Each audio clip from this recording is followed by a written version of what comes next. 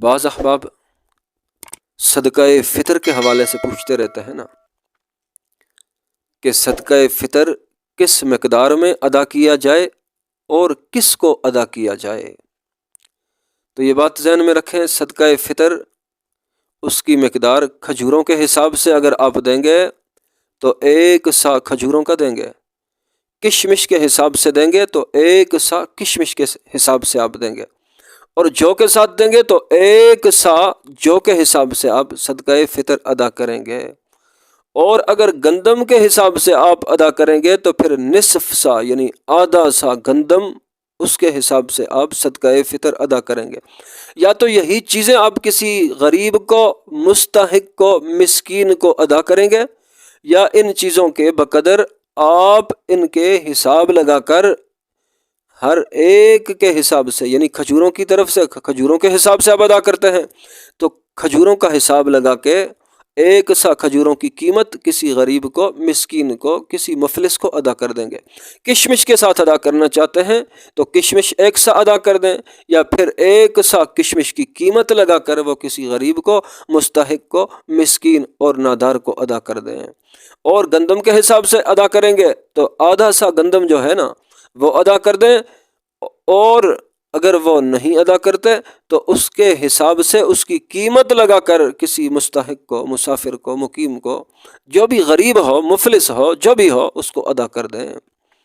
اور یہ بات ذہن میں رکھیں کہ ہر آدمی اپنی استطاعت کے مطابق صدقہ فطر ادا کرے۔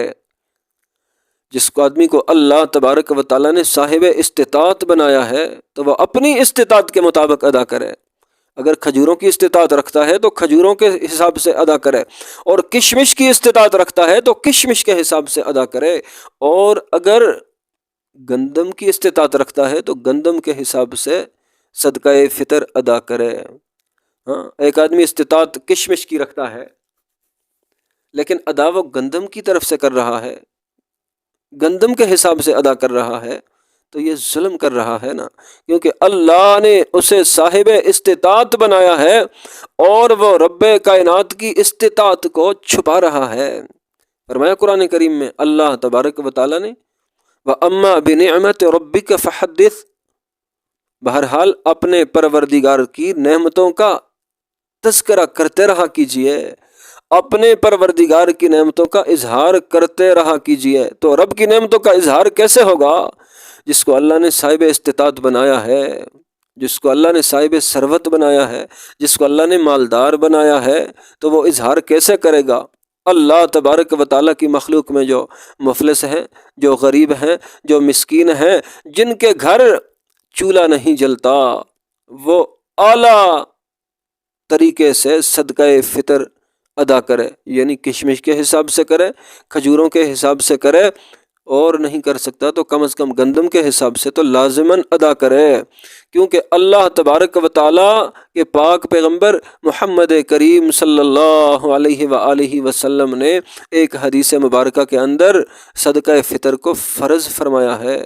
کہ اس کا ادا کرنا لازمی اور ضروری ہے۔ تو یہ ہر چھوٹے بڑے، ہر آزاد، ہر غلام، ہر مرد، ہر عورت کی طرف سے ادا کیا جائے گا۔ اور یہ بات ذہن نشین کر لیں کہ صبح طلوع فجر سے پہلے بھی اگر کوئی بچہ دنیا میں آ جاتا ہے نا، اس کی طرف سے بھی صدقہ فطر آپ کو ادا کرنا یہ لازمی اور ضروری ہے۔ اور رہی بات